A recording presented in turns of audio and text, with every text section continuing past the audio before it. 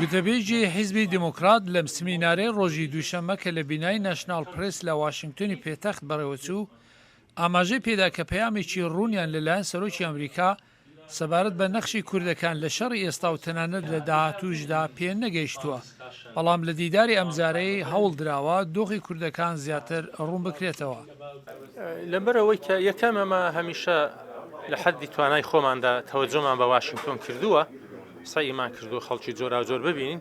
ئێستا بە تایبەت لە کەش و هەوای شەڕ لەگەڵ ئێران و باسەکان کە زۆرتر لەسەر ئێران و ئەو مەوزوعاتەیە تەبیعیە حزورەکەش ئەهەمیەتی زۆرتر دەبێ.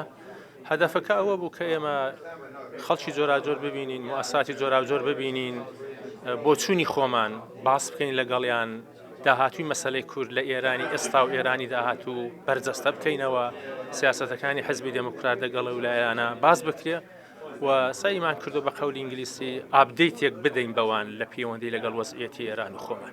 لاوازی ئۆپۆزیسیۆنی ئێرانی لە ناوچەکانی دیکەی ئەو وڵاتە بابەتێک بووە کە لە دۆخی ئێستادا زۆر زیاتر زەق بۆتەوە. کوردستان کە مێژوویەکی لە مێژینەی لە خەباتی ڕێکخراوە سیاسەکان لەسەر بنەمای ڕێکخستنی بەردەوامدا بووە، ئەو بیرۆکەیە دێنێتە گۆڕێ کە ناکرێت کوردستان ببێتە هێما و نمونەیەک بۆ سەرانسەری ئێران بۆ ئەوەی بتوانن خەباتیان لە بەرامبەر کۆماری ئیسلامیدا تۆکمەتر بکەن. Yes, absolutely. I think Kurdistan Coalition right now that it consists of 6 other political parties. هەڵبەت گومانی تێدا نییە ئێستا هاوپەیمانی کوردستان پێکهاتووە لە 6 ڕێکخراو، هەنگاوێکی زۆر بەرچاوە، چونکە نیشان دەدا کە ئەو ڕێکخراوانە باش خۆیان ڕێکخستووە و لە توانایاندایە لەگەڵ ئەو لایەنانەی کە پێشینەی جۆراوجۆریان هەیە تێبکۆشن.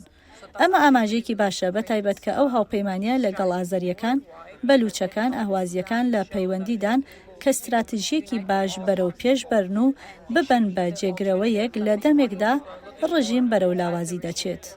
لە نێو ئەمریکیەکاندا هەڵبەت کەسانێکن کە زۆر ئۆگری پرسی کوردن و لەم بوارەدا بە ڕاشکاوی لەسەر پشتیوانی ئەمریکا بەگشتی لە هەموو کوردەکان پێداگری دەکەن.